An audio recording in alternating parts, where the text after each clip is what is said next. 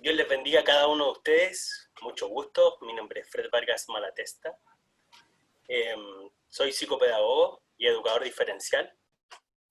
Y el módulo número 1 que vamos a impartir el día de hoy se trata de necesidades educativas especiales. Así que la idea es que puedan tener su lápiz ahí, su cuadernito, para poder tomar nota respecto a la clase del día de hoy. ¿Ok? Vamos a comenzar entonces. Los objetivos básicos de este taller, para que puedan ir anotando. Primero, el módulo número 1 es la clasificación de las necesidades educativas especiales, que es la clase que vamos a impartir el día de hoy. Los métodos de inclusión en el proceso de aprendizaje, clase número 2. Y la participación de la familia y la comunidad en la educación inclusiva. ¿Ok? Recordarle a cada uno de ustedes, ¿cierto?, que la clase del día de hoy que se va a impartir es teórica, muy teórica, ¿ya? Vamos a ver bastantes dificultades, por así decirlo. Vamos a abordar dificultades tanto de índole transitorio como permanente. Y la idea de esto, la idea del día de hoy, ¿cierto?, es que tomen bastantes notas y luego vamos a dejar un tiempo para poder responder, ¿cierto?, aquellas dudas que están albergadas en cada uno de ustedes.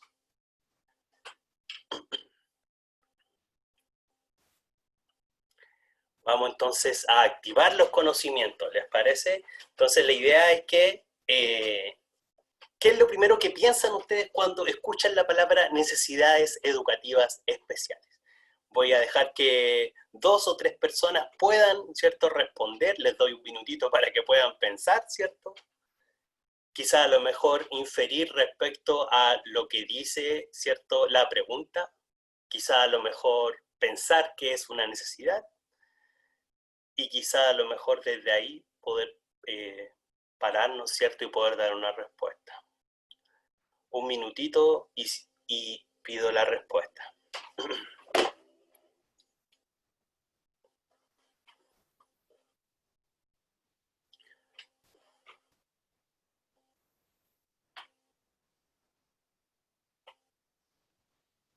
Me gustaría que quizá a lo mejor, antes de que escribieran por el chat, desactiven su micrófono y con toda la libertad puedan responder. No tengo ningún problema.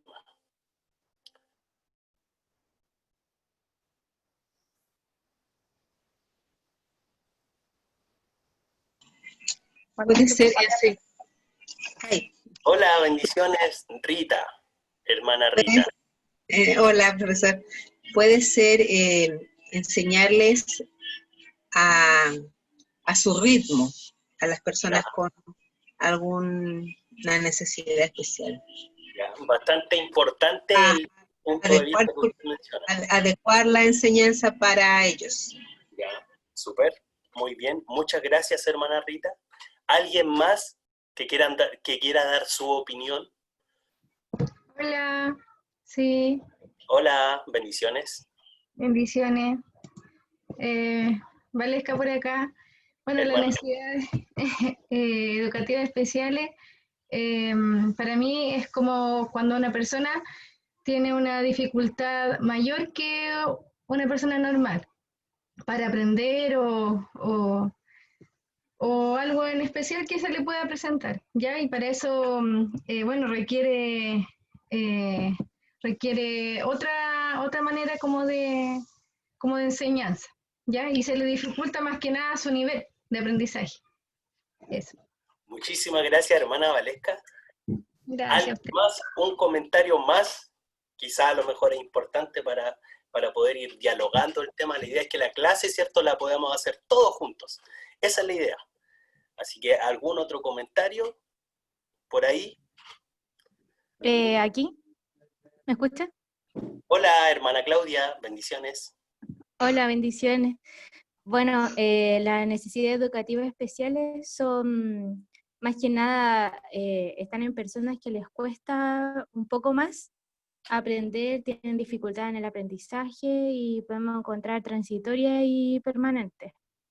Ahí podemos encontrar a los niños, por ejemplo, que tienen déficit atencional y que necesitan a lo mejor otras estrategias más puntuales para trabajar con ellos, para que ellos puedan entender mejor que los demás. No son diferentes, solamente que tienen otras. Todos tenemos dificultades, pero ellos las tienen de otra manera. Muchísimas gracias, hermana Claudia. Y bueno, cada uno de los comentarios son bastante importantes. ¿Por qué? Porque se habla de ritmo, ¿cierto? Se habla de quizás dificultades, por así decirlo. Pero déjenme decirles que las necesidades educativas especiales es cuando el niño presenta una desventaja, ¿cierto? O una mayor dificultad para el aprendizaje que el resto de los pares. ¿Ok? Entonces, si pueden ir quizá a lo mejor anotando, es cuando el niño presenta una desventaja, ¿cierto? O una mayor dificultad para el aprendizaje que el resto de sus pares. Y por lo tanto, ¿qué es lo que requiere? Requiere de una ayuda adicional para alcanzar el desarrollo educativo, ¿cierto? De forma óptima. ¿Sí?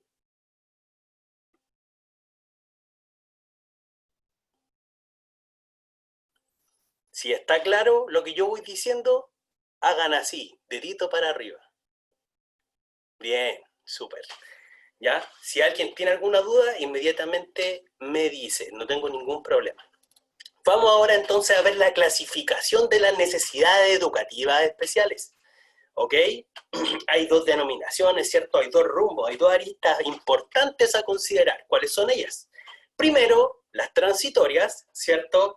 Y luego, las permanentes, ¿ok? Cuando yo hablo de las transitorias, son los problemas de aprendizaje que presentan durante un periodo de la escolarización, ¿ok? Demandan de una atención específica y también de mayores recursos educativos de los necesarios para compañeros de su edad, en relación a su edad, ¿ok? Entonces son transitorias y no son permanentes. Es decir, duran un lapso de tiempo, ¿cierto? Y pueden avanzar en la medida que yo voy dando un apoyo, generando un apoyo. ¿Ok? Por otra parte, ¿cierto? Tenemos las necesidades educativas especiales permanentes. ¿Y cuáles son ellas? ¿Cierto? Las que presenta una persona durante toda su vida, no durante un periodo, ¿cierto? Como las transitorias, durante toda su vida, ¿ok? Durante todo su periodo estudiantil también, asociado, ¿cierto?, a trastornos, por ejemplo, de índole intelectual, sensorial, motor, perceptivo, ¿cierto?, expresivo, o también que tiene que ver con alteraciones genéticas. ¿Perfecto? ¿Quedó claro? ¿Sí? Dentro de las transitorias encontramos las dificultades específicas del aprendizaje, DEA, ¿ok? La conocemos por las siglas DEA, dificultades específicas de aprendizaje, trastorno específico del lenguaje, más conocido con la sigla TEL, si los pueden ir anotando sería pero fantástico, ¿ya? Trastorno de déficit atencional, más conocido con la sigla de TDA, funcionamiento limítrofe, ¿cierto? Funcionamiento limítrofe, conocido con la sigla LIM antiguamente y ahora en la actualidad conocido con la sigla FIL. ¿Ok? Y dentro de los permanentes, de las necesidades educativas permanentes, encontramos los siguientes, ¿cierto? Las siguientes dificultades. Primero, discapacidad intelectual. Segundo, discapacidad visual. Tercero, discapacidad auditiva, multidéficit, ¿cierto? Y trastorno autista. Y trastorno autista.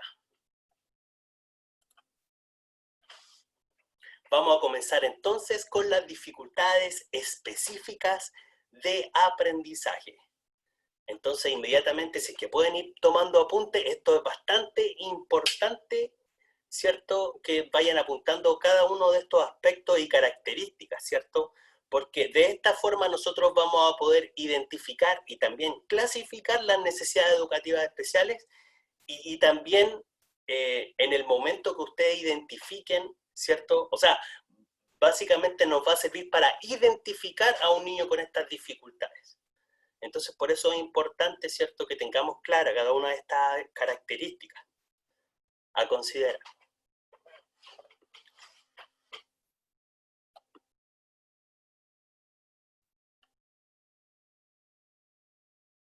Como bien dice acá, ¿cierto?, las dificultades específicas de aprendizaje es un término que hace referencia, ¿cierto?, a las dificultades en la adquisición y uso de habilidades en una o más áreas instrumentales de aprendizaje. Y ahora ustedes se preguntarán, ¿cuáles son las áreas las áreas instrumentales? Las áreas instrumentales son las que tienen que ver con la lectura, con la escritura y con el cálculo. Entonces, entendemos por DEA, ¿cierto?, las dificultades, ¿cierto?, en la lectura, en la escritura y también en el cálculo, ¿cierto? ¿Está claro? ¿Alguna pregunta hasta el momento? ¿Está claro? Si está claro, dedito para arriba. ¿Sí? Bien, súper, súper, súper.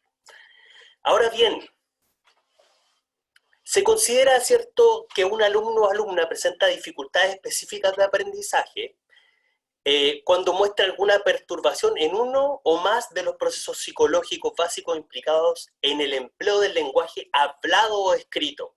Es decir, al escribir o al realizar, por ejemplo, un cálculo aritmético.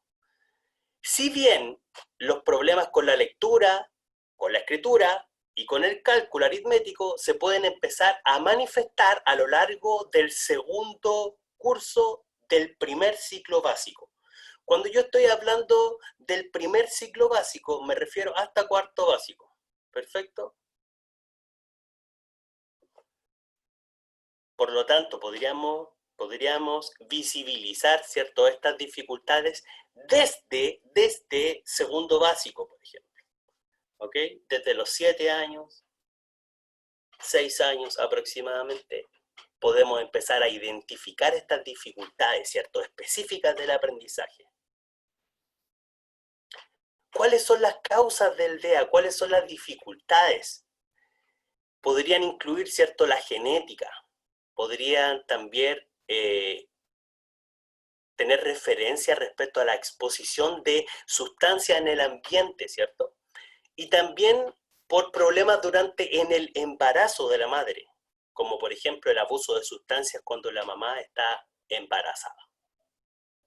¿Ya? Dentro de las dificultades específicas del aprendizaje, como les había mencionado anteriormente, encontramos las de lectura, ¿cierto?, las de escritura y las de cálculo. Perfecto. ¿Está claro hasta ahí? ¿Sí? Profe, tengo una pregunta. Dígame.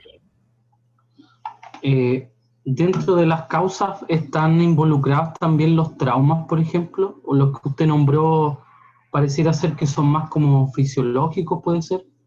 Neurológicos, claro, podría ser. Podría ser trauma. Cuando pienso, usted hace referencia al tema de la lectura, de la escritura, qué sé yo, de pronto está asociado a cuando los niños, y por eso pregunto si un trauma lo hacen callar, cállate, está mal lo que tú dices, o cosas por el estilo, ¿podría ser una causa?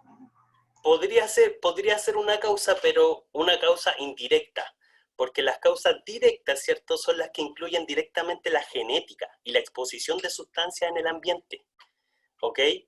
También, por ejemplo, los problemas que hay durante el embarazo, ¿ok? Son causas que, en definitiva, a ver, ¿cómo poder decirlo? No son 100% evidenciales, por así decirlo, pero claramente un factor importante a considerar que puede retrasar el proceso de adquisición del niño, ¿cierto? En el aprendizaje es lo que acabas de nombrar. ¿Sí? Perfecto. Si te quedó claro, ahí dedito para arriba. Si alguien tiene alguna otra pregunta, ningún problema. Perfecto. ¿Podemos pasar a la siguiente entonces? ¿Sí? La idea es que cada uno de ustedes puedan, ¿cierto?, ir tomando apuntes, porque después vamos a ver una clasificación en conjunto. Entonces esa es la idea.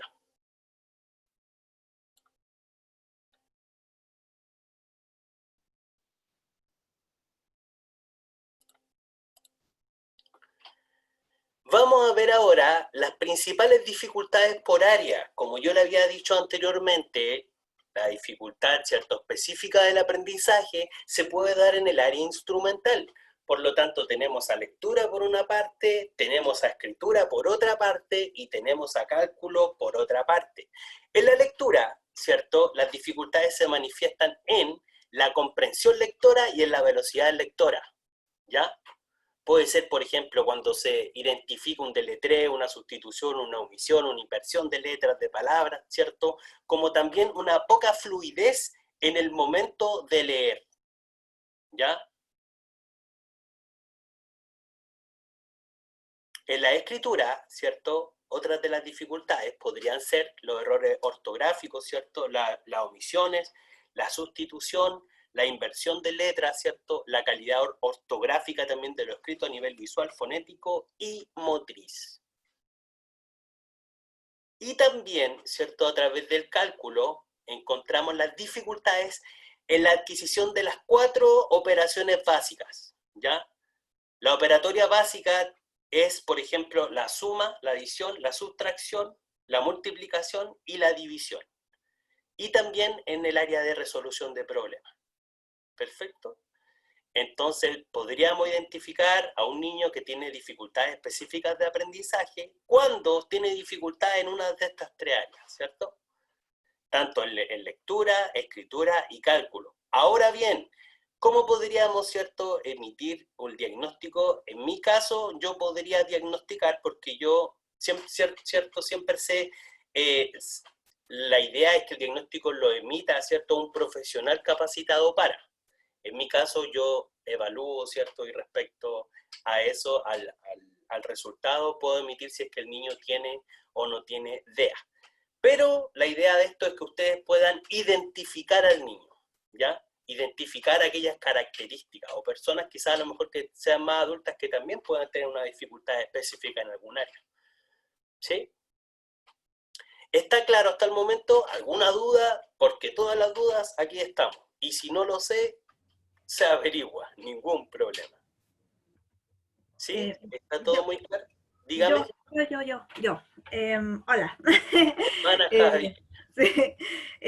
Mira, yo soy educadora de párvulos, entonces yo la verdad es que no trabajo con niños que leen, o sea, yo he enseñado a leer. Entonces, lo que yo he estudiado en particular en esto, que claro, primeramente uno no diagnostica estos como trastornos o dificultades, pero sí hay señales. Y Claro. lo que creo que es importante mencionar que a veces uno como que tiene el temor de que hay algún tipo de dificultad y más que una dificultad a veces es porque el niño no aprendió algo bien. Entonces, claro, uno como que existe el susto de, ay, a lo mejor tiene un problema de lectura súper terrible, no sé qué, y finalmente es porque no tuvo un proceso de lectoescritura bien abordado. Entonces, claro, como que creo que un buen comentario puede ser como no nos asustemos si vemos alguna señal, porque puede ser por aprendizajes mal abordados en el fondo. No por una sustancia externa, porque la mamá consumió algo, porque pasa harto, pasa más de lo que uno cree. Eso, gracias. Muchísimas gracias, Javiera, por compartir con nosotros. Muchísimas gracias. Y es súper importante lo que acabas de decir, que muchas veces, cierto, el aprendizaje, también esto puede pasar por el aprendizaje cuando no se aborda de la manera correcta, ¿cierto? Hay causales de, pero tampoco hay como algo definido con especificidad, por así decirlo, lo cual me diga que realmente es a través de esto y por esto otro, ¿se fijan? Pero es súper importante, Javier, y muchas gracias por dar tu opinión, ¿ok? Ahora bien, ¿cómo podría yo identificar si es que esta dificultad es realmente un DEA, por así decirlo? Porque también puede pasar por lo que acaba de decir Javier, ¿cierto? Que puede ser por un aprendizaje mal abordado, pero es cuando persiste, ¿cierto? Cuando esta dificultad persiste por un periodo de tiempo establecido, porque claro, el niño le puede costar aprender a leer, le puede costar escribir, ¿cierto? Le puede costar, ¿cierto?, a sacar un cálculo, ¿cierto? Pero sin embargo, cuando vemos que esta dificultad ya es prolongada, ¿cierto? Ya inmediatamente tenemos que acudir al profesional, ¿cierto? Para que pueda emitir, o sea, pueda establecer, ¿cierto?, la evaluación y por ende, ¿cierto?, emitir el diagnóstico correspondiente. Gracias, Javier. Se me había pasado eso y muchísimas gracias por complementar. Recordarles también que la clase la hacemos entre todos, así que cualquier duda, inmediatamente me van diciendo. Ya, vamos a ir avanzando un poquitito más rápido porque el tiempo es corto, ¿ok? Siguiente dificultad entonces que vamos a abordar, transitoria, es el trastorno específico del lenguaje. Es un trastorno de la comunicación que interfiere en el desarrollo de las habilidades del lenguaje en niños que no tienen pérdida de audición o discapacidad intelectual. El trastorno específico del lenguaje puede afectar el habla, la capacidad para escuchar, ¿cierto?, la lectura y la escritura de los niños, ¿ok? Tenemos, ¿cierto?, dos tipos de trastornos específicos del lenguaje, como son, ¿cierto?, el TEL mixto, muy conocido, ¿cierto?, y también el TEL expresivo. En el TEL mixto, ¿cierto?, las dificultades son a nivel expresivo y comprensivo del lenguaje, ¿ok? Y por la parte del TEL expresivo, las dificultades son solamente a nivel expresivo del lenguaje, solamente expresivo, ¿ya? Cuando es mixto, entonces, las dificultades son a través del lenguaje, ¿cierto? O sea, del nivel expresivo y comprensivo, y expresivo solamente expresivo, como tal, ¿sí? ¿Clarito hasta ahí? ¿Alguna duda? ¿No? Bien, súper. Vamos avanzando un poquitito más rápido entonces. Javiera, ahí atenta, si es que en algún momento me puede ir ayudando con el tiempo, tú me vas ahí haciendo señas. Perfecto. Vamos entonces a ver el trastorno de déficit atencional, muy conocido también, TDA. Está dentro, ¿cierto?, de esta clasificación de los transitorios, ¿cierto? Se trata de ¿qué? De un comportamiento generalizado originado en la infancia, con presencia de 3 factores realmente importantes. ¿Cuáles son estos factores, cierto?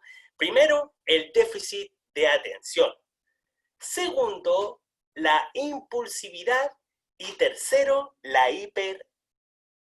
actividad. ¿Ok? Cada una de estas aristas, ¿cierto?, se evidencia en más de un contexto. Es súper importante eso. Provoca una alteración en el rendimiento social, pero también académico. Cuando yo, por ejemplo, tendría déficit atencional, ¿de qué forma yo podría saberlo? No podría, ¿cierto?, seleccionar mi atención, ¿cierto? Pasaría una mosca inmediatamente, ¡boom! Inmediatamente, ¡boom! ¿Cierto? Mi foco inmediatamente se pierde, ¿ok? Cuando es un niño, por ejemplo, impulsivo, es que supongamos que yo voy a preguntar algo, supongamos. Cualquier cosa. Y antes de que yo termine mi pregunta, el niño ya me está respondiendo, ¿ok? Ahí tenemos, por ejemplo, una característica de un niño impulsivo, que responde antes de que yo termine mi pregunta. Qué importante eso. ¿Ok? Y otra característica también del trastorno de déficit atencional, cuando son hiperactivos, cuando no se pueden quedar quietos. ¿Ok? Perfecto. Cuando se mueven, ¿cierto?, constantemente. ¿Sí? Tenemos distintos tipos de TDA, ¿cierto? Por una parte, cuando predominan, ¿cierto?, la falta de atención, por así decirlo, y por otra parte, cuando predomina la hiperactividad y la impulsividad. Ojo, por una parte, ¿cierto? Predomina la atención, solamente la atención, ¿cierto? Cuando es TDA, y TDAH, ¿cierto? Cuando se le denomina al final H, una H, TDA-H, es cuando predomina la hiperactividad, ¿ok? Cuando predomina la falta de atención, por ejemplo, tenemos muchas características a considerar. Por ejemplo, las actividades no las termina. Los trabajos están sucios, están descuidados. Tiene dificultad el niño quizás a lo mejor para acatar órdenes, para seguir instrucciones. Qué importante eso. La mente está absolutamente en otro lado, como les dije delante. El foco de atención no es solamente un estímulo, sino varios estímulos a la vez. Por lo tanto, inmediatamente su atención hacia otro lado. ¿Ok? Son desorganizados. Olvidan los materiales. La cartulina, por ejemplo, ¿cierto? O, no sé, cualquier material que se le haya pedido, ¿cierto? Son olvidadizos. Pero ahora bien, cuando predomina la hiperactividad y la impulsividad, no pueden estar sentados tranquilos. Constantemente están ahí, moviendo los pies, ¿cierto? Se levantan mientras hacen una actividad, hacen ruido en la mesa, por ejemplo, toman el lápiz, ¿cierto? Actúan sin control. Tienen una baja tolerancia a la frustración. Qué importante. Son insistentes, molestan siempre a los demás, ¿ya? Estas son características básicas para poder identificar a los niños cuando predomina la hiperactividad y la impulsividad. ¿Perfecto? ¿Alguna duda? ¿Está claro? Yo tengo una duda. Javi. Javi, solamente la edad, como desde qué edad tener como un ojo, porque claramente yo no le puedo pedir a un niño de 2 años que se quede quieto, mantenga la atención por 10 minutos en una misma actividad, versus un niño de 5 años que a lo mejor sí le puedo pedir tiempo de concentración más largo. Entonces, ¿desde qué edad poner un ojo más fino en ese sentido?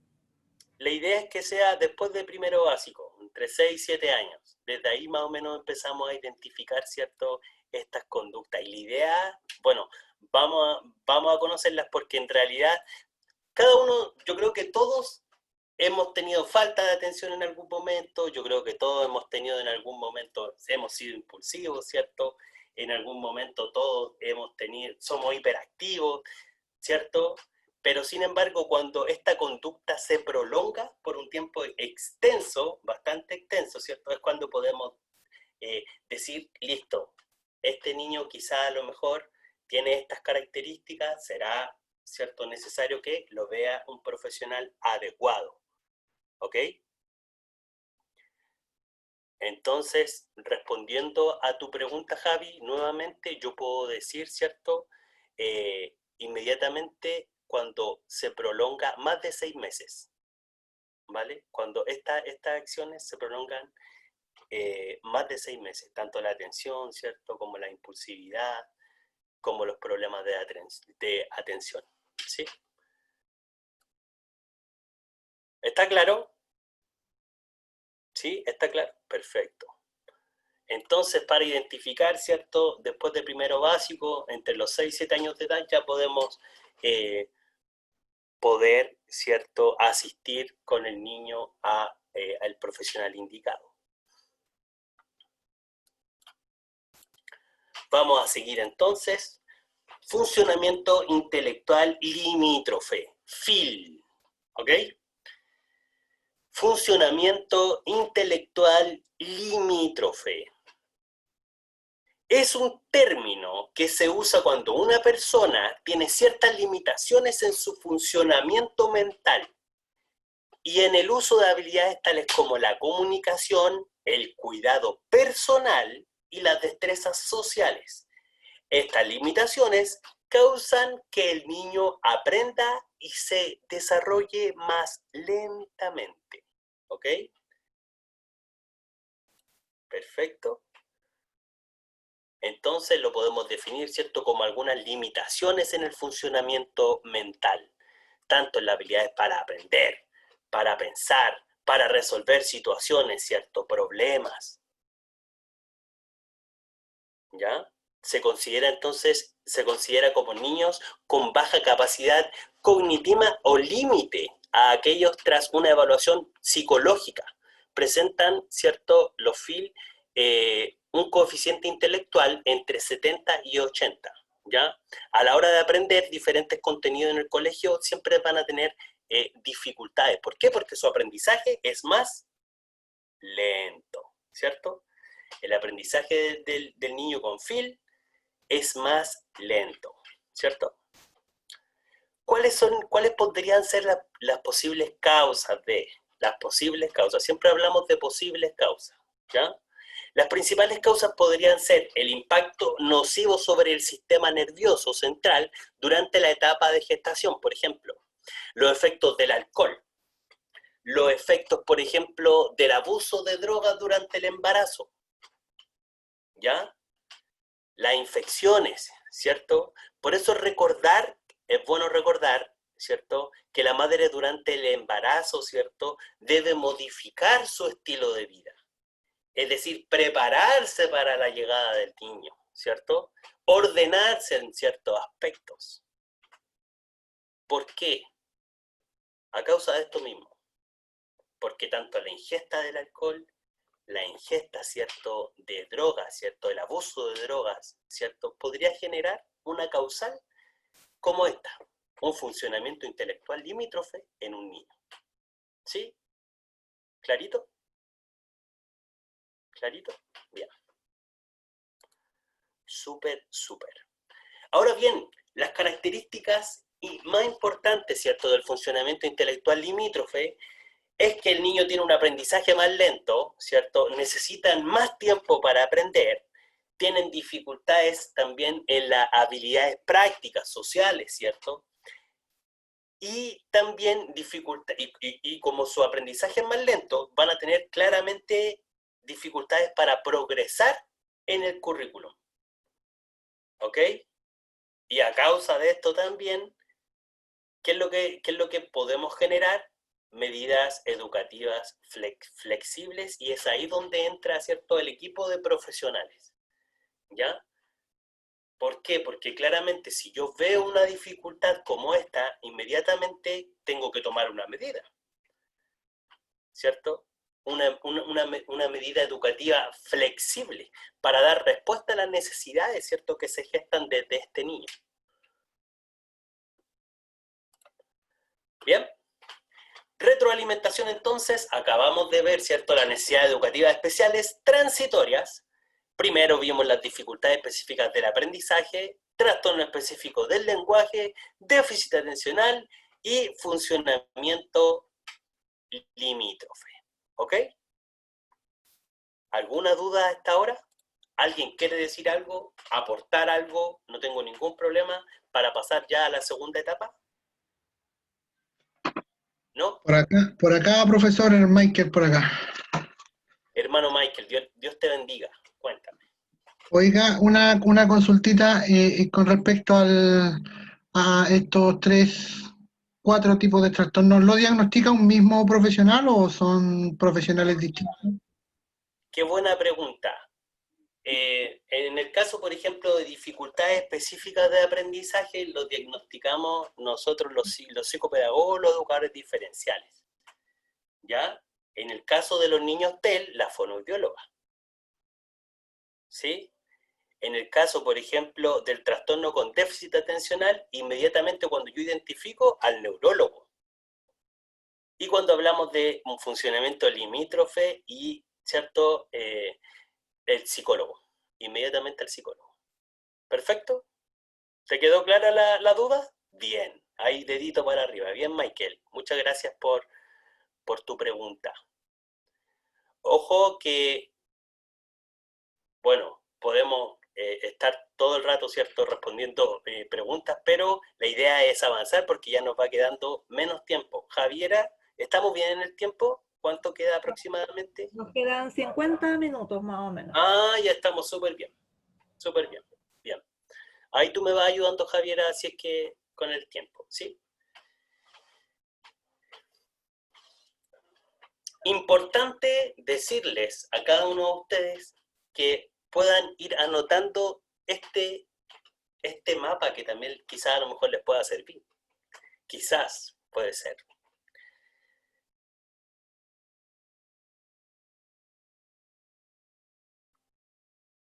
Recordar también que cada una, ¿cierto? Que cada una de las dificultades, ¿cierto? Tiene sus características propias y sus causas. En muchas ocasiones las causas, ¿cierto? Por así decirlo, no son como definitivas, por así decirlo, ¿ok?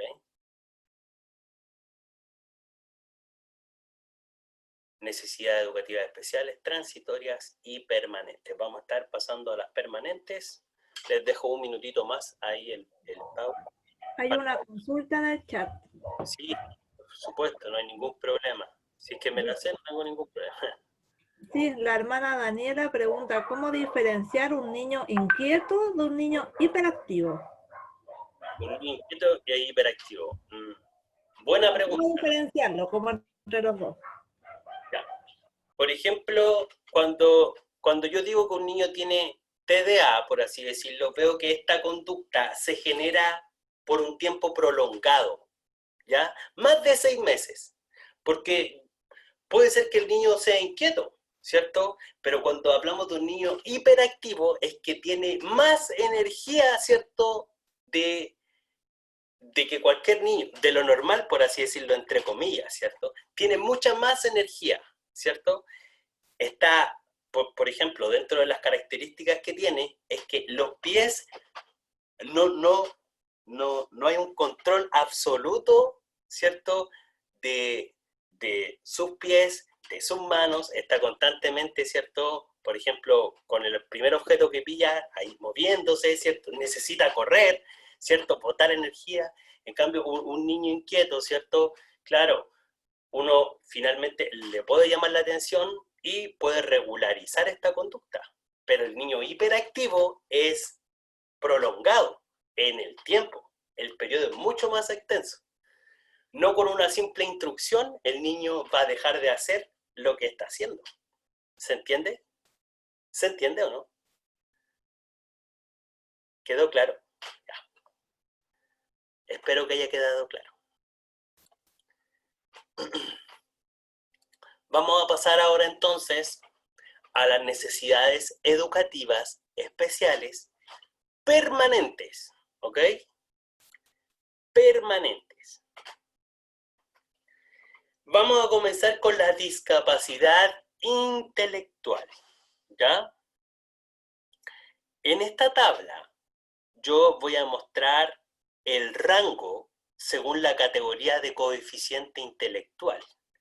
Cuando yo digo el coeficiente intelectual normal promedio, o promedio por así decirlo, no está en un rango de porcentaje de entre 90 y 110, con un coeficiente intelectual normal lento entre 80 y 89.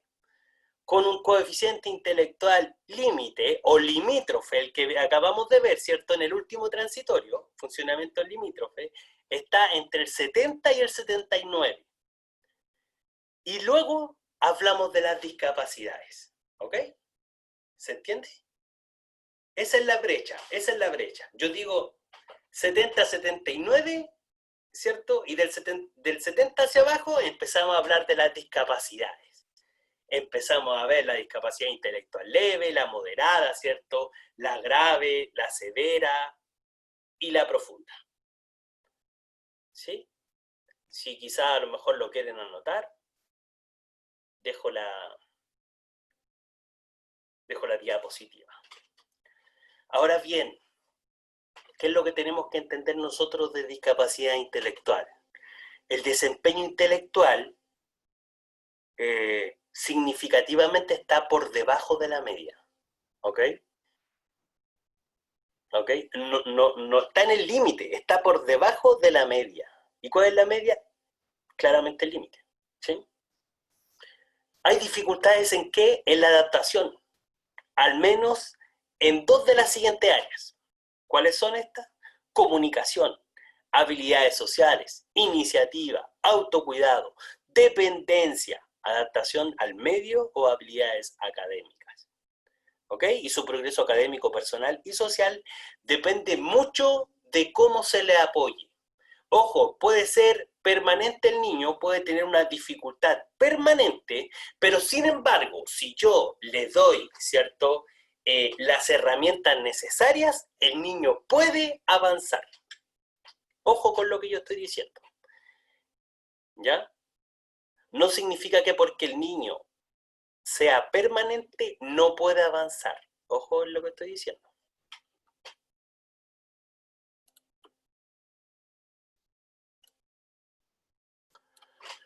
La discapacidad intelectual implica una serie de limitaciones en las habilidades de la persona. Por lo tanto, aprende a funcionar en su vida diaria, ¿cierto? Y a responder ante distintas situaciones y lugares con apoyo. ¿Ok?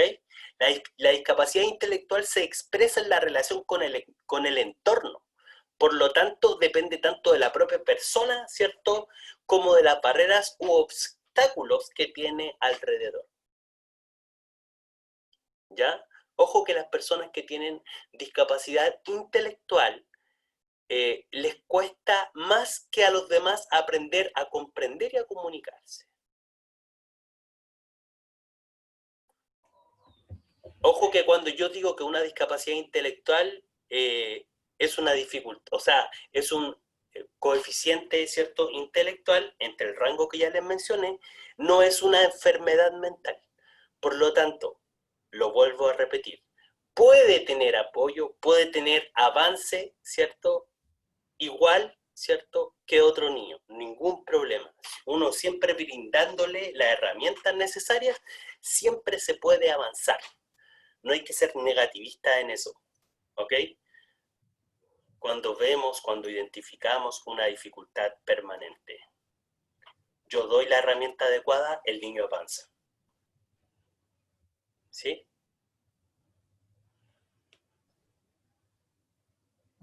¿Cuáles pueden ser las causas, cierto, de esta discapacidad intelectual? ¿Cuáles pueden ser las causas, las posibles causas? Ojo ahí. Puede ser un trastorno genético, un trastorno cromosómico, un trastorno biológico. Hay tantas posturas, ¿ok?, que podrían hablar de las causales de esta discapacidad intelectual, ¿cierto? Como también que la madre haya padecido alguna enfermedad como la rubiola, como la meningitis, o que simplemente hubo una presión en la cabeza del bebé, ahí en la guatita, ¿cierto? O también tenemos otro tipo de causas, ¿cierto?, que son las causas ambientales.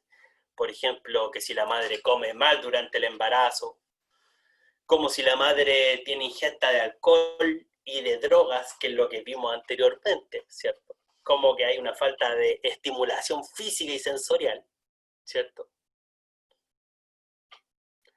Entonces, es desde esta perspectiva que yo puedo decir que vamos a ver dos discapacidades intelectuales. La discapacidad intelectual leve y la discapacidad intelectual moderada, ¿ok? ¿Y de qué forma las vamos a identificar? Con las siguientes características. Quiero que tomen su lápiz y pongan ahí FIL, ¿cierto?, discapacidad intelectual leve. Recuerden que ahora es conocido como, como DIL, discapacidad intelectual leve, y luego la otra se va a llamar DIM. Vamos a comenzar con discapacidad intelectual leve. ¿Cuáles son estas características?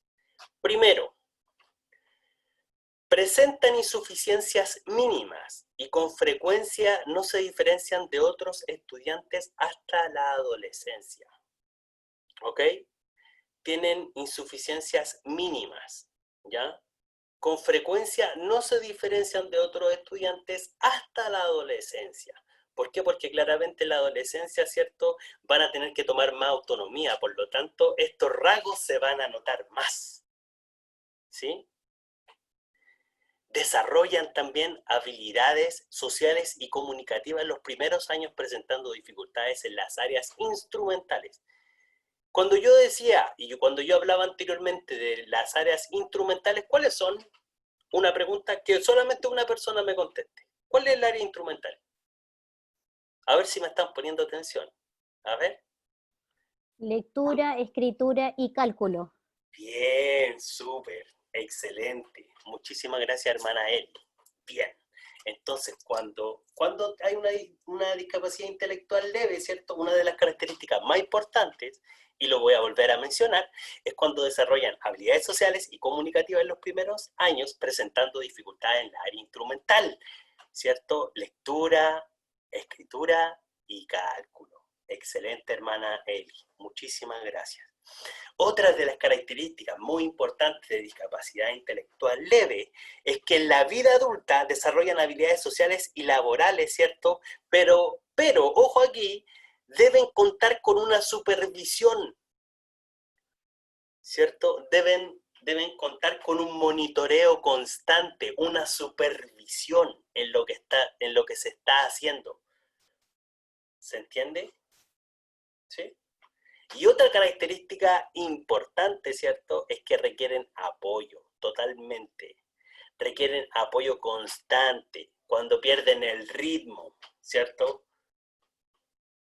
¿Por qué? A causa del exceso de trabajo, ¿cierto? O simplemente en los conflictos personales.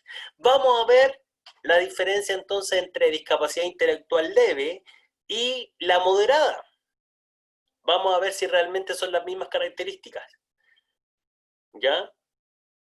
¿O en qué se diferencian, por así decirlo? Un minuto más para que puedan anotar. No tengo ningún problema. ¿Estamos bien en la hora, hermana Javi, o no? ¿Sí? Bien, súper. Muchas gracias, hermana Javi. Nos quedan 40 minutos, 39 minutos. Ya, súper.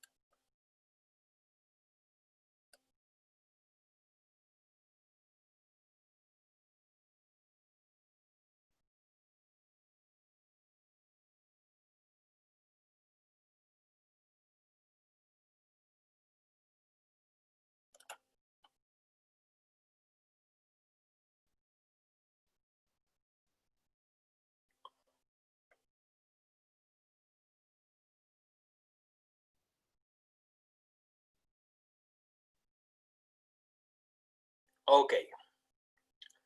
Entonces, como les decía anteriormente, la discapacidad intelectual, por lo tanto, en resumen, ¿cierto?, se expresa en la relación con el entorno también, por lo tanto, depende tanto de la propia persona como de las barreras u obstáculos que tienen alrededor.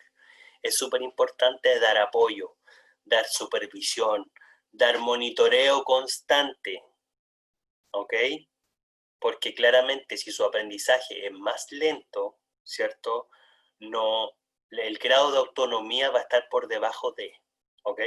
Por lo tanto, el monitoreo constante y la supervisión van a ser súper efectivos, ¿cierto?, para progresar en esta discapacidad intelectual leve, ¿ok? Por lo tanto, todas las personas con discapacidad intelectual tienen la posibilidad de progresar si les damos los apoyos adecuados. Y es exactamente lo que ha pasado, ¿cierto?, con la clasificación de cada una, ¿cierto?, de las aristas que hemos considerado hoy día, de todas las dificultades, ¿cierto?, y de los trastornos enunciados anteriormente, ¿cierto? En la medida que nosotros vamos brindando el apoyo correcto, es que pueden avanzar. ¿Ok? ¿Sí? Ok, perfecto. Estábamos en la discapacidad intelectual leve, más conocida con la sigla DIL, y ahora vamos a pasar a la discapacidad intelectual moderada, más conocida como DIM. Así que inmediatamente va a tomar ahí el lápiz, ¿cierto?, y va a tomar el apunte necesario, es súper importante reconocer ciertas características, ¿ok? Las cuales nos van a identificar y nos van a hacer saber de una forma mucho más sencilla, por así decirlo, a diferencia de la discapacidad intelectual leve. Aquí vamos a comparar ciertas características, ¿ok? Entre una y otra. Vamos a comenzar entonces con la primera característica.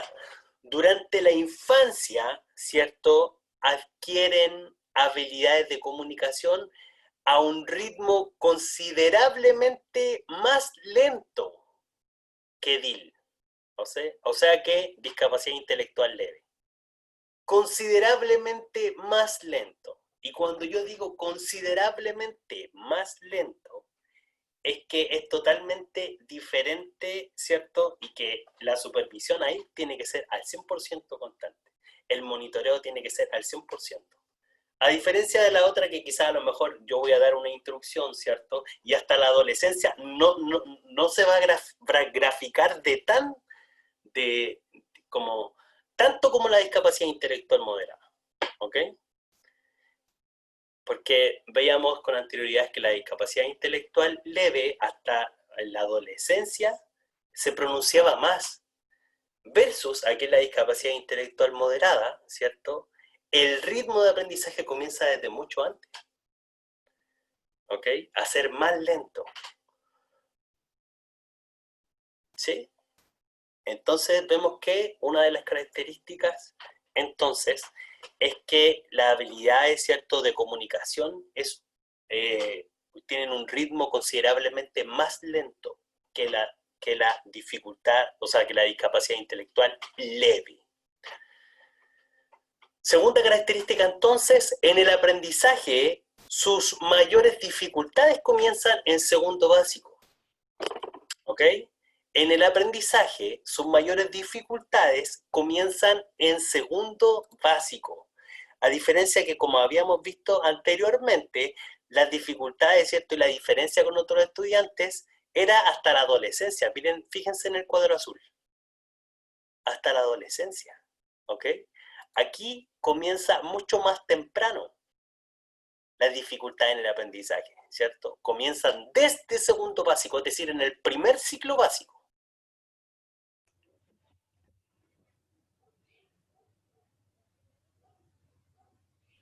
Otra característica a considerar, ¿cierto?, es que logran adquirir ciertas conductas con programas de apoyo pedagógico, ¿ya?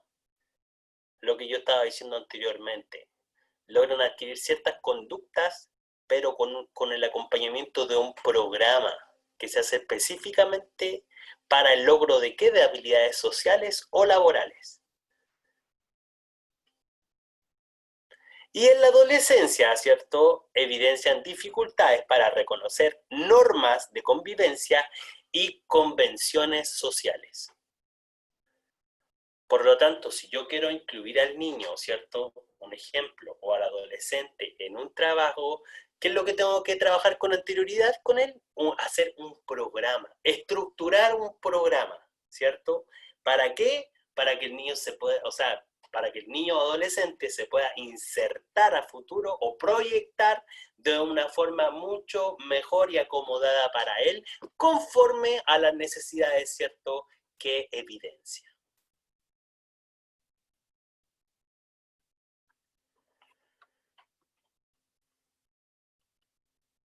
Lo vamos a dejar ahí durante 2 minutitos, ¿cierto? Para que puedan ir tomando apuntes.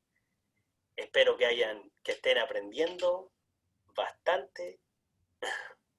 Si tienen alguna duda, inmediatamente me dicen. No olvidar, ¿cierto? Sí, dime, Javiera.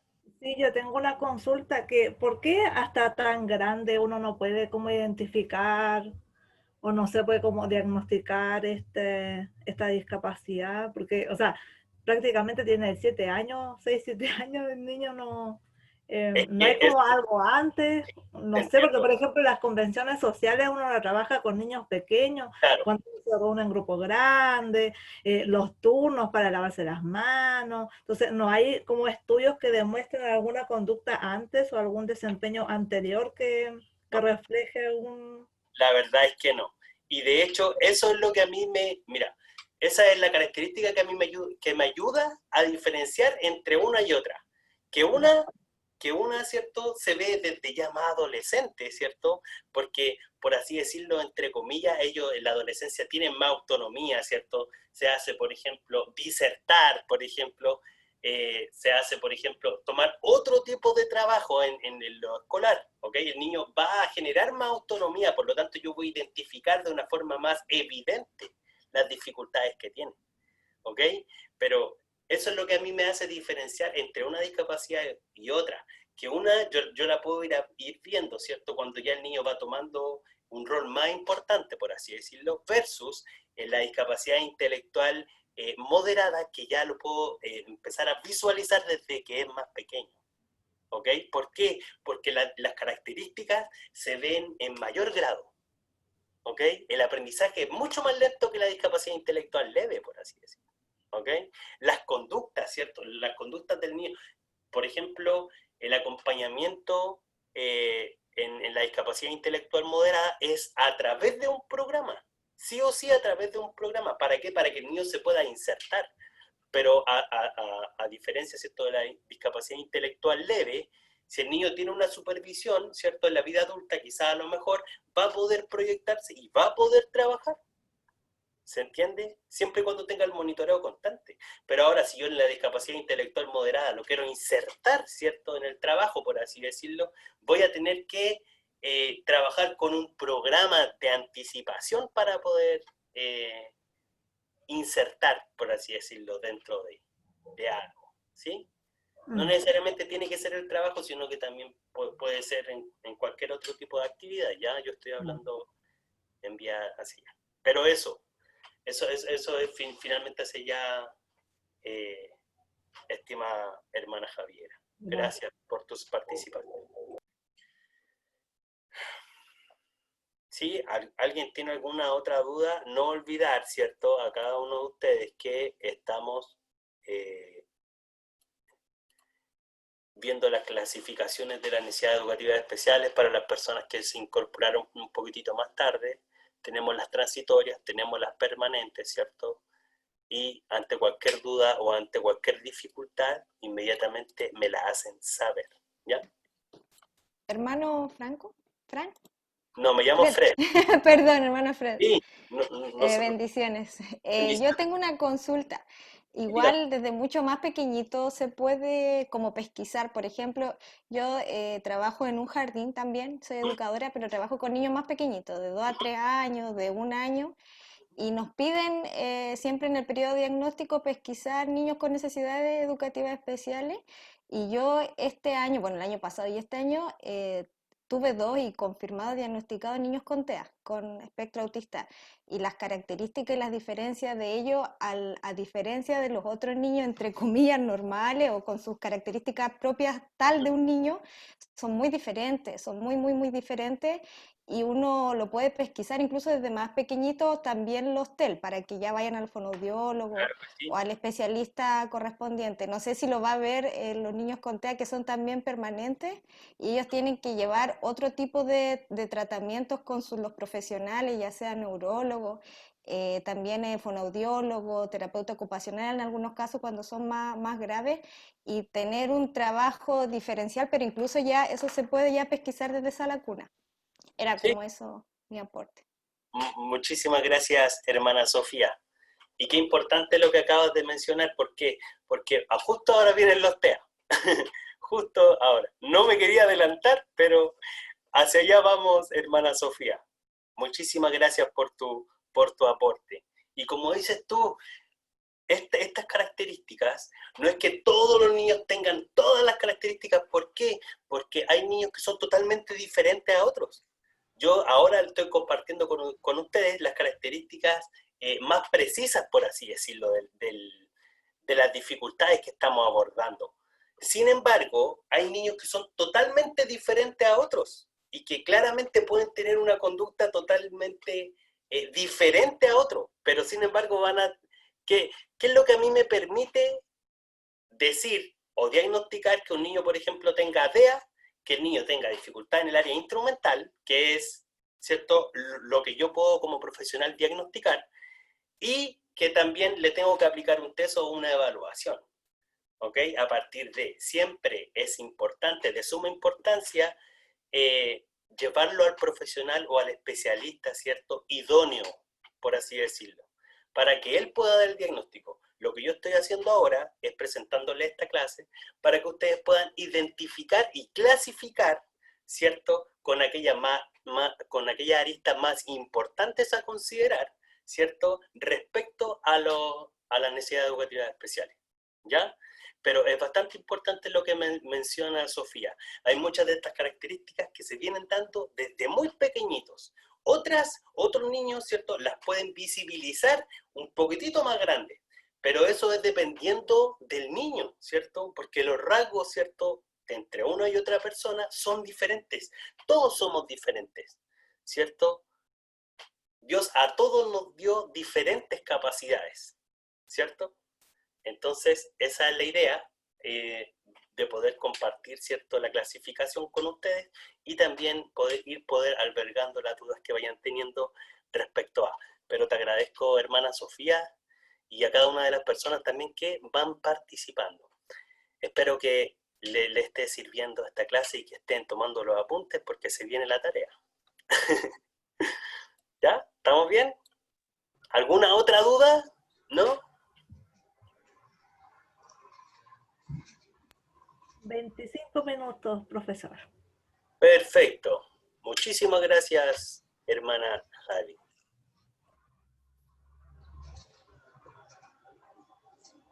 ¿Alguien tiene alguna duda por ahí?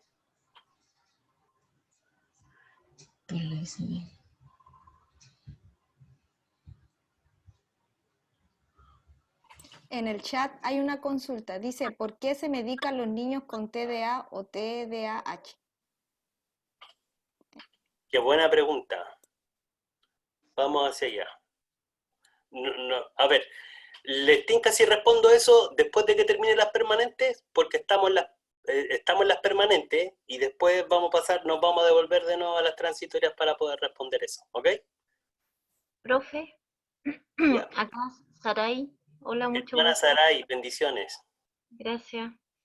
Está muy interesante la clase de acuerdo a lo que nos has enseñado, pero sabe que a mí me hace como, no sé cómo explicarlo, pero creo que como todos los niños son distintos, todos aprenden de manera distinta, solo que uno busca métodos de qué manera sea más fácil el aprendizaje de ellos. Entonces, yo a veces creo que el mundo o la estructura educacional en la cual estamos ha como clasificado a los niños como dice la palabra discapacidad, porque una discapacidad es algo que nunca se va a poder sanar, ¿cierto? Porque si a una persona se le corta un brazo o no puede caminar, aunque le pongan muleta o pierna ortopédica, sigue siendo discapacidad,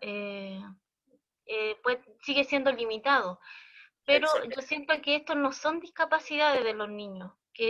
¿Por qué razón? Porque todo el aprendizaje va a evolucionar de acuerdo al apoyo que ellos tengan, tanto familiar, tanto con el profesor. Entonces, como que esta palabra de discapacidad intelectual, pese que se usa en la educación, y si ahora uno va a un colegio y le dice, hoy mi niño se mueve mucho y no pone tanta atención como el otro, ya está discapacitado. Como Claro que siento que claro que sí. estas palabras, yo siento que de alguna u otra forma nos hacen, a los padres, hacen ver que el niño realmente tiene una discapacidad, pero yo siento que no son discapacidades, sino que siento que de acuerdo al apoyo que uno les entrega a ellos, es como ellos van a ir evolucionando, no así los TEA, por ejemplo, que ahí realmente hay otro tema, o sea, como bien decía la hermana, ¿por qué hay que por qué hay que darle remedio? ¿O por qué tiene que tomar una pastilla para que pueda controlar su sistema nervioso? Y así ir avanzando poco a poco, porque ellos ya son otro mundo. Pero yo siento que esta palabra discapacidad como que no es tan apropiada para los aprendizajes que son todos distintos.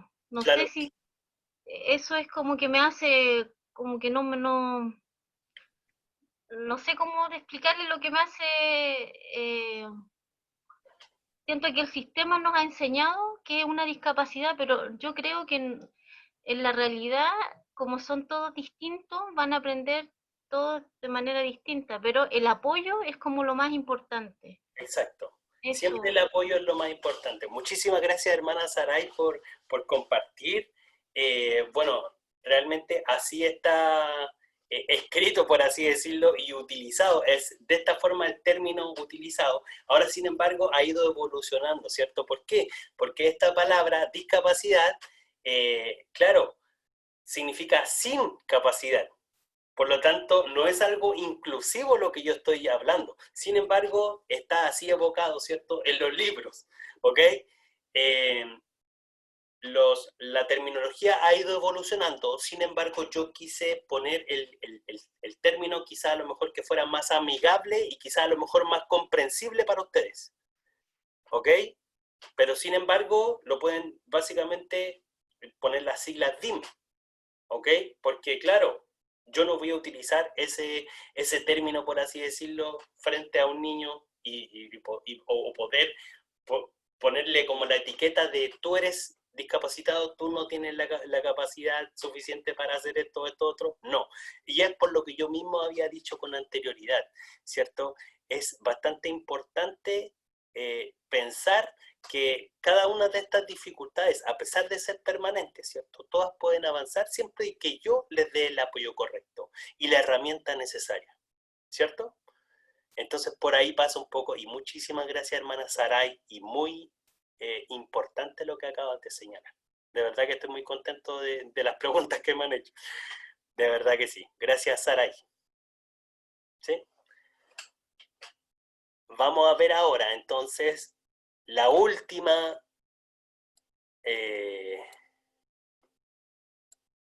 aquí. Vamos a ver entonces, ¿cierto?, el trastorno del espectro autista, ¿ok? Trastorno de espectro autista. ¿Qué es? Discapacidad del desarrollo que implica una alteración en capacidades referidas a la interacción social, ojo, interacción social, la comunicación y la flexibilidad mental. Dentro del TEA se agrupa trastorno autista, trastorno generalizado del desarrollo y síndrome de Asperger. ¿Qué es lo que tienen que saber ustedes? Que cuando yo digo TEA, se abre un abanico así, miren. ¿Ok? Se abre un abanico. Es cuando se dice el TEA, yo estoy abriendo el abanico del espectro autista. ¿Ok? Y dentro del trastorno del espectro autista, ¿cierto?, tengo el trastorno del espectro autista como tal, ¿cierto?, generalizado del desarrollo y síndrome de Asperger. ¿Ok? Algunas características varían según el caso, pero existen aspectos comunes referidos a. Estas son las características más importantes. ¿Ok? Ojo, no son todas las características. Cuando yo digo estas son las características más importantes, esto es lo más importante. Recordemos, como había mencionado anteriormente, cada uno de los hermanos, ¿cierto? Hay diferencias, por así decirlo, ¿cierto?, entre un niño y otro. No todos los niños son iguales. Hace un poquito lo había dicho Saray también, mi hermana Saray, ¿cierto? Son totalmente diferentes los niños entre uno y otro, pero es importante decir, ¿cierto?, que hay características que priorizan, ¿ya?, ante la dificultad como tal. ¿Perfecto? En este caso empezamos con el lenguaje, ¿cierto? Luego el comportamiento social y las características también que se dan en relación con el medio. ¿Perfecto? Dentro del lenguaje tenemos características como ausencia de expresión facial, Su voz no expresa emoción. Hay una escasa modulación o volumen. Tienen un lenguaje oral, pero no lo usan adecuadamente. Pueden tener alteración del lenguaje o falta de este, o pueden presentar ecolalia. ¿Sí? ¿Saben lo que es la ecolalia? ¿Alguien sabe? ¿No? ¿Alguien sabe? Me parece que es una confusión con las palabras, con las letras. No. ¿No? Es cuando, Muchísimas gracias, hermana María, por participar. es cuando repiten, por ejemplo, si uno les dice hola, ellos responden hola. Sí. De la repetición de palabras dentro de la comunicación. Exactamente. Eso es la ecolalia. Muchísimas gracias, hermana, por participar también. Dentro de las características entonces que encontramos en el comportamiento social, en la primera infancia no se acurrucan, ¿cierto? Ni estiran los brazos para ser tomados, ¿cierto? Como esta necesidad de, un abrazo, ¿cierto? Hay una escasa respuesta en la autonomía, en el vestir, en el control del esfínter, ¿cierto? Falta de imitación, juego simbólico y simbolización en general. Evitan también estar en contacto con las personas o son indiferentes a ellas. Presentan movimientos estereotipados. ¿Alguien sabe lo que son los movimientos estereotipados? Supongo que sí. ¿Sí? Si alguien tiene alguna duda, me va preguntando. Movimiento estereotipado es movimiento repetitivo. Y este movimiento repetitivo yo lo puedo tener tanto con las manos, el ojo, la cabeza o todo el cuerpo. ¿Ok? Puedo yo estar haciendo esto todo el rato. El mismo movimiento una y otra vez. ¿Sí? En cuanto... ¿Sí? ¿Escucho a alguien por ahí? O sea, la idea es que todos tengan su micrófono desactivado, por favor. ¿Ok? Y también las características en relación con el medio. No buscan la mirada del adulto, ¿cierto? Se entretienen jugando con objetos restringidos, perseverando con los mismos. Se resisten al cambio en el medio ambiente, ¿cierto? O rutina diaria. Diferente tolerancia, ¿cierto? Por ejemplo, al sonido, al dolor, ¿cierto? Al gusto, al tacto. Dificultad para comprender normas de interacción social. En la actualidad yo estoy trabajando con niños con TEA, ¿ya? He trabajado durante, toda mi primera etapa con niños transitorios y ahora recién entré como a la clasificación de los permanentes y estoy trabajando con niños con características TEA. Ahora, ¿qué es lo importante? Yo no puedo decir que un niño TEA sea igual a otro, ¿ok? O que un niño sea idénticamente o se expresen de la misma forma. Y es algo que he repetido y que ustedes quiero que lo entiendan muy bien. Estas características no abarcan al niño en su totalidad. ¿Ok? Todos somos diferentes. ¿Sí? Todos somos diferentes. Pero yo creo que en el siguiente módulo les van a hablar de inclusión y que quizás a lo mejor van a salir quizás algunos de estos temas, o el lenguaje, por ejemplo, de discapacidad que ya no se puede utilizar, o así una que otra cosa, ¿cierto? Pero sin embargo, la clase que les quiero hacer yo es para que ustedes puedan entender el concepto tal y como es, ¿sí? Fuera de los cambios que ha tenido en el tiempo. ¿Perfecto? Hay una manito arriba de la pastora Carol Espinaza. ¿Es para preguntar o es un dedito para arriba? No, tiene la manito azul arriba, así que debe ser una pregunta. Perfecto. Entonces no sé si quiere abrir su micrófono para hacer la acá estoy. Sí, gracias. Que lo que pasa es que la había subido hace rato, así que pensé que ya no iba a poder preguntar. Sí. Bueno, pienso que más adelante, no sé cómo viene el tema, pero muchas veces tenemos muy pocos de estos niños en nuestro trabajo ministerial. Son como los menos. Entonces, tengo dos preguntas. Una es si hay algún sistema educativo que permite incorporarlo junto con los demás que no tienen este tipo de problemas. Eso es uno.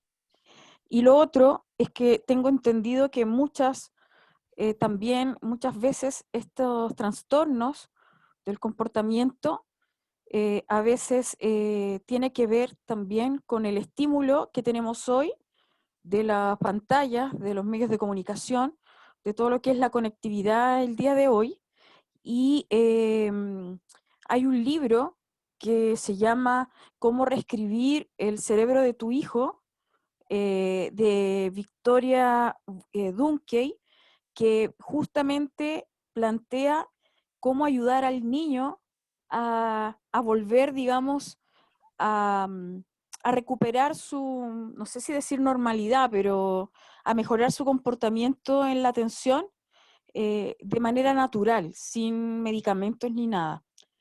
Si es posible esto también, esas dos cosas, porque siento que, como decía un poco la hermana Saray, que hoy es como parte de la normalidad de los niños el ser inquietos y tener poco atención o atención a corto plazo porque están multiconectados. Entonces, cada vez es como que son así hoy los niños, sin referirme al autismo o al Asperger, sino que a veces a comportamientos que son más bien ya normalizados cada vez más por lo inquieto que son y la poca atención que ellos logran tener. Entonces, me imagino que hay estrategia educativa para poder incorporarlo al resto de los niños, ¿no? Claro que Es- sí. Muchísimas gracias, hermana, por compartir su postura. Dentro de los programas establecidos, ¿cierto?, de trabajo que tienen los colegios, encontramos el programa de integración escolar. En dicho programa, o más conocido con sigla como PIE, ¿cierto?, están los profesionales idóneos para poder atender cada una de estas dificultades. Dentro del PIE, por ejemplo, dentro del PIE que yo trabajo en un programa de integración escolar, encontramos el psicopedagogo, el educador diferencial, ¿cierto? Tenemos un psicólogo, ¿cierto? Y cuando ya es una dificultad que a lo mejor quizás necesita de otro proceso evaluativo, los derivamos. Porque eso es lo que yo tengo que hacer una vez que yo identifique estas dificultades, derivar. ¿Ok? Entonces ahí respondí inmediatamente a su primera pregunta. ¿Ok? El programa, ¿cierto?, que en la actualidad está vigente dentro del proceso escolar es el PIE, el Programa de Integración Escolar. Y para responder a la siguiente pregunta, en la actualidad tenemos a niños que son nativos en la tecnología, ¿ok? Y que claramente, ¿cierto?, es todo mucho más rápido en la actualidad, todo mucho, mucho, mucho más rápido. Claramente va a afectar en los procesos de atención. Creo yo personalmente, y lo digo personalmente porque la postura de verlo, los procesos cognitivos tienen que ver con todo lo que está en la base del aprendizaje, ¿ok? Pero también, como están a la base del aprendizaje, tiene mucho que ver con lo que al niño le interesa. Y como al niño, por ejemplo, le interesa ver videos, y si yo le estoy hablando de hacer su cama, ¿qué es lo que le va a importar más? Veámoslo de esa forma. ¿Qué le va a importar más?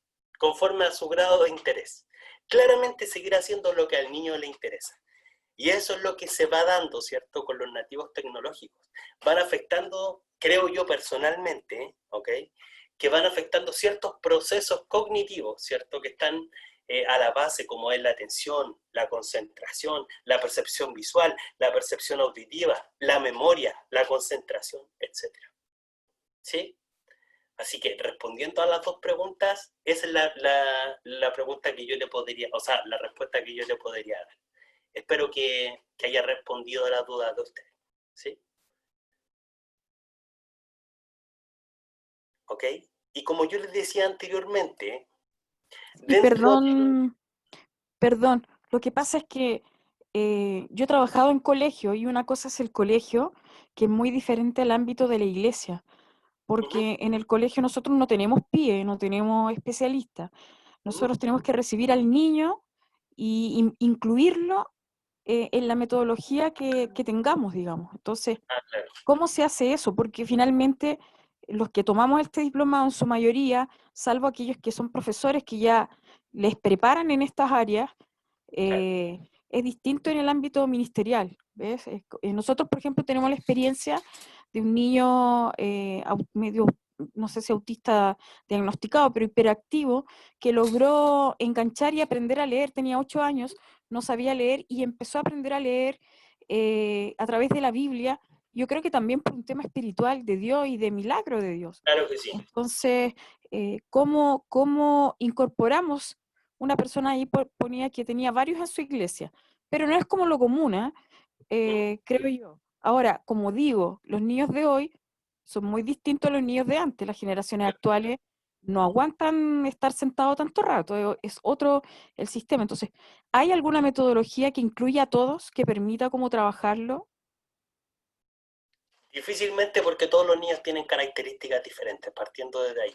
Y claramente, si es que yo tengo una dificultad, identifico un niño que tiene una dificultad, debe ser atendido por un profesional idóneo.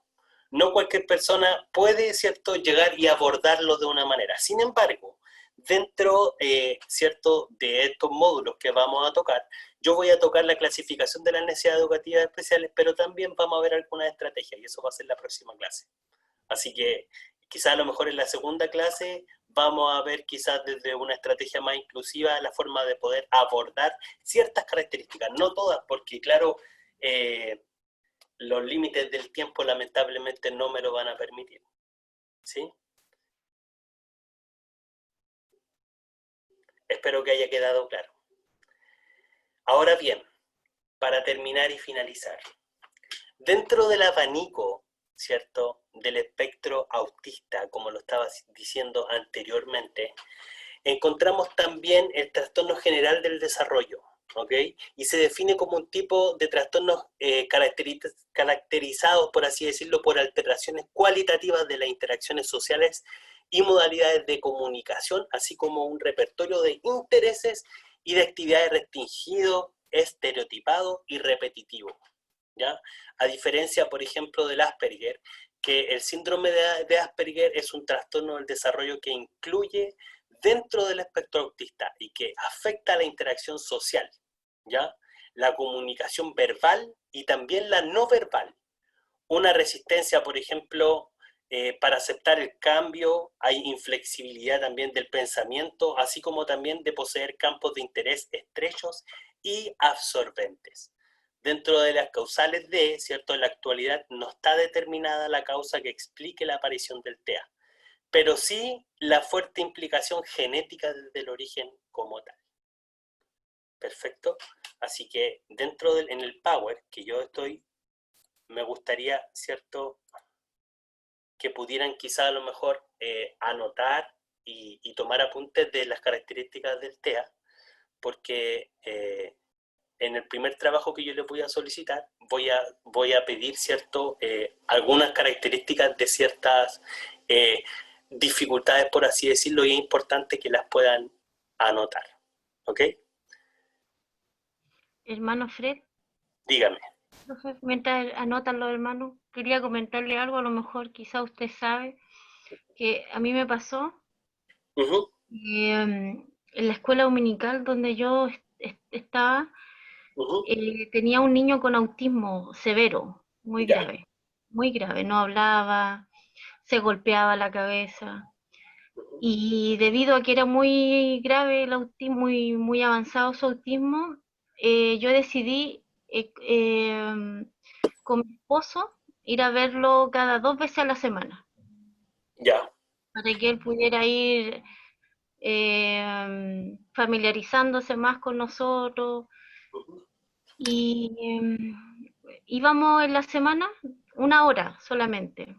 Y yo llevaba todo un tema, porque me instruí bastante de cómo poder llegar. Y cuando estábamos en la casa, terminábamos con abrazos, él nos tocaba, abrazaba a mi esposo, y en algún momento, cuando lo llevábamos a la iglesia para que tratara como de incorporarse con los niños, le dio una crisis, así muy heavy. Una compensación. Claro, compensación, entre comillas. Por eso quiero comentarle, a lo mejor a usted le ha pasado. Sí, pasa bastante. En ese momento, cuando le dio esa crisis, no había ni un niño, pero fue tan fuerte que se parecía mucho a un tema de liberación que yo viví años atrás, cuando recién comencé en el Evangelio. Por esa experiencia que viví, también el Señor me ayudó a estudiar algunas áreas, y llegué como a la misma conclusión cuando al momento de darle la crisis a este niño, nosotros con mi esposo nos pusimos a orar, a clamar, porque fue pero muy, muy fuerte, muy fuerte. Y cuando nos pusimos a clamar, a orar,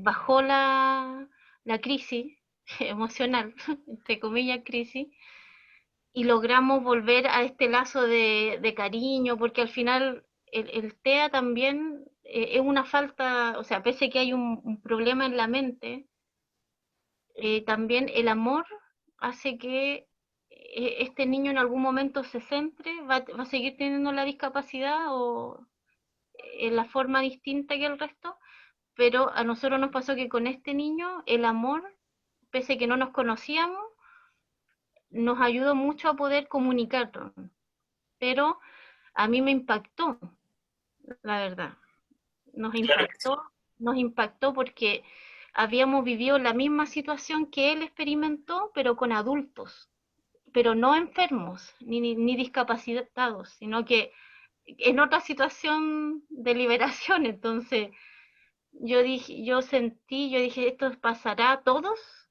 ¿A todos los TEA les pasará? ¿O realmente hay un tema espiritual sobre estos niños que vienen con maldición o raíces generacionales? Quizá están así como lo experimentamos nosotros, o no sé, una conclusión en la que llegué. No sé si me entiende Sí, a qué voy, ya que... entiendo. A ver, claro. Dentro de las características del TEA, los niños en cuanto a la relación con el medio, ¿cierto? Tienen una característica principal y súper importante, que tienen una diferente tolerancia a ciertos umbrales. Y cuando me refiero a los umbrales, me refiero al sonido, por ejemplo, al gusto, al dolor. Entonces se hace mucho más excesivo que yo esté hablando, quizá a lo mejor él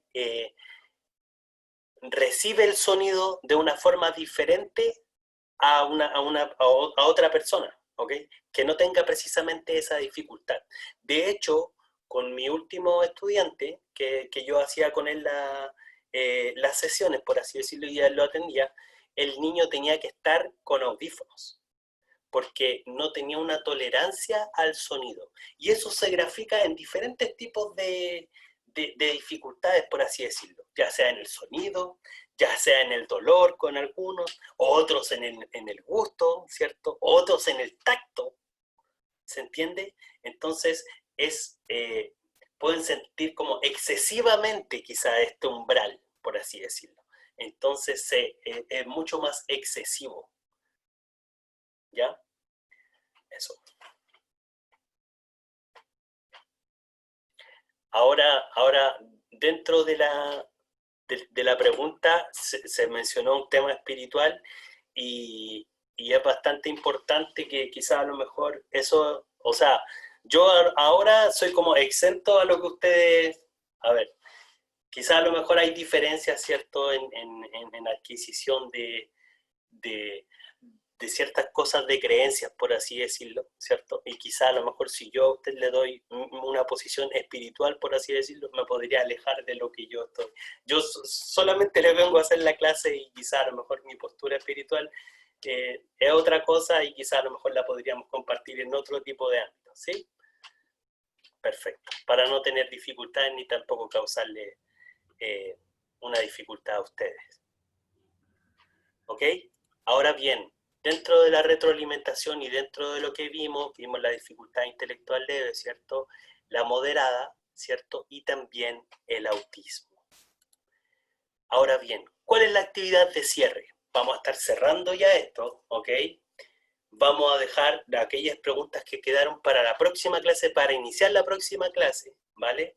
Para poder quizá a lo mejor abrir de una forma mucho más amigable.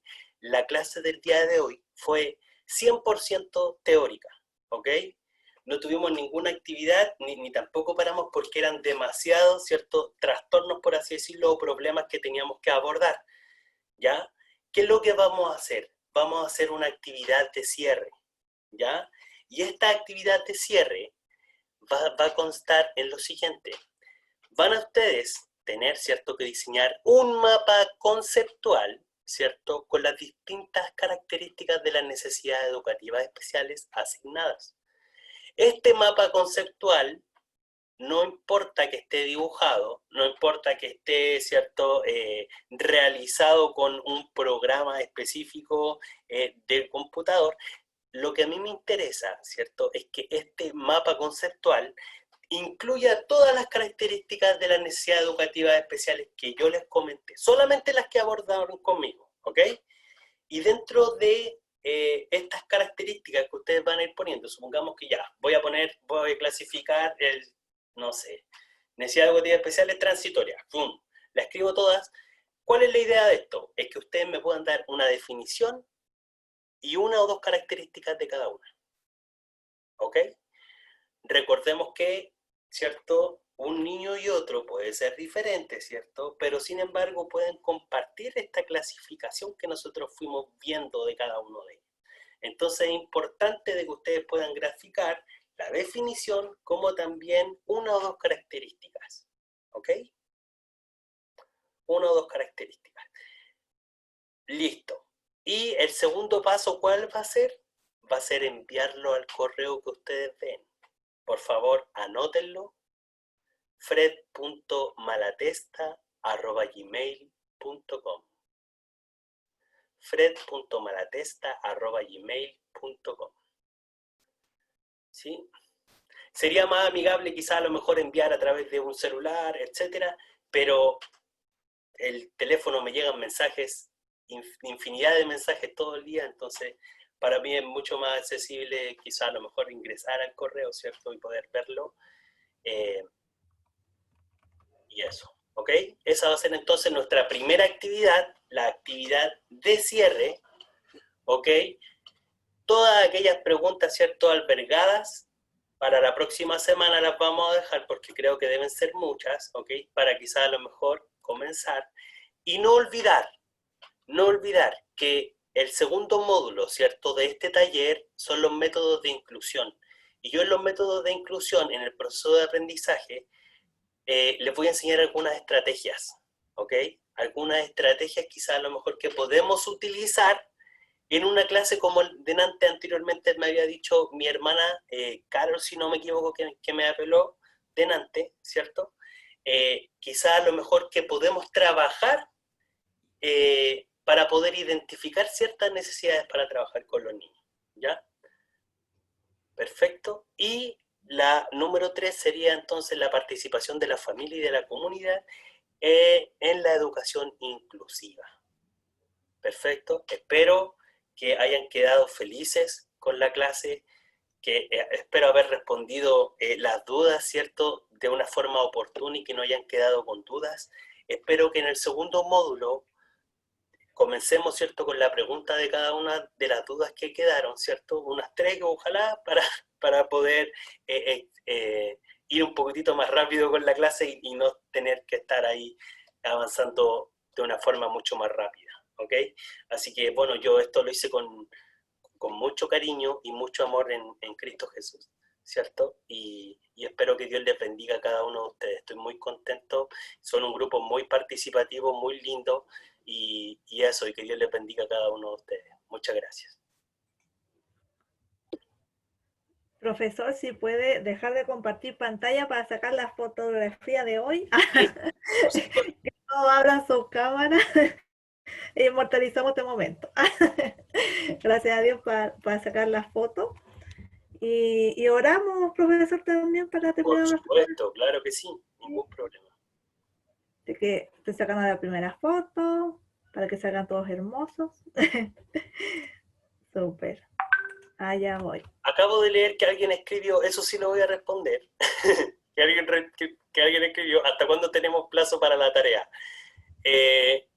La verdad, a ver, no sé cómo será el método que utilizan acá, ¿ya? Porque es algo totalmente diferente a donde yo hago clase. Yo doy a lo máximo una semana, ¿ya? Pero lo voy a primero a conversar con el hermano y yo les voy a responder en el WhatsApp, ¿ya? Esa pregunta, ¿hasta cuándo tiene? ¿Perfecto? Eso. ¿Y va a dejar el PPT? Sí, por supuesto, ningún problema. Ahí vamos a ver de qué forma se los podemos compartir, ¿sí? Súper. Gracias. Aunque ¿saben qué? Que si yo les dejo el PPT, van a hacer inmediatamente la tarea. Eso es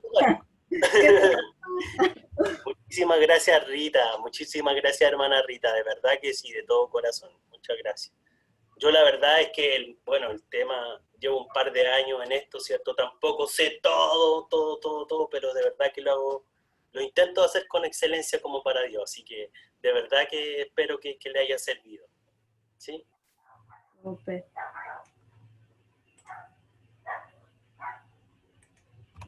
¿Oramos, profesor, para terminar? Por supuesto. Sí, queda grabada la clase a las personas que están comentando. De hecho, después de la grabación, o sea, después de la oración vamos a detenerla. Sí, hermana Javi, por favor. ¿No está Pastor Luis? ¿Algún líder regional que nos quiera acompañar para terminar este momento de clase? ¿O usted, profesor? Que siempre hay un problema. Gracias. Sí. Nos vamos a poner en presencia de nuestro Señor, así que vamos a disponer todo nuestro corazón, todo nuestro amor para Él, poder decirle muchas gracias por la clase del día de hoy. Muchísimas gracias por cada una de las personas, ¿cierto?, que estuvo participando. Gracias, Señor, porque tu presencia, tú estás en todo lugar, en todo corazón. El día de hoy hablamos de un tema muy importante, de aquellas necesidades, ¿cierto?, que están albergadas en nuestros niños, y creemos con todo nuestro corazón que solamente tú, Señor, nos puedes ir ayudando en todo el proceso que vamos generando, en cada trabajo, Señor. Tu mano poderosa nos está acompañando. Agradecemos de todo corazón que tú nos hayas acompañado en esta clase, y síguenos acompañando en este proceso. A cada una de las personas que se pudo conectar también, te agradezco por cada uno de ellos. Permite, Señor, que puedan ser más personas las que vayan llegando y poder seguir creciendo todos juntos y en amor. Bendecimos tu nombre, que es por sobre todo nombre. En el nombre de tu Hijo Jesucristo. Amén y amén. Gracias. Muchas gracias. Bendiciones. Gracias. Amén. Buenas noches a todos. Dios les bendiga a todos. Dios les bendiga. A todos, bendiciones. Nos Bendiciones. vemos. Chao a todos. Gracias. Chao a todos. Chao, chao.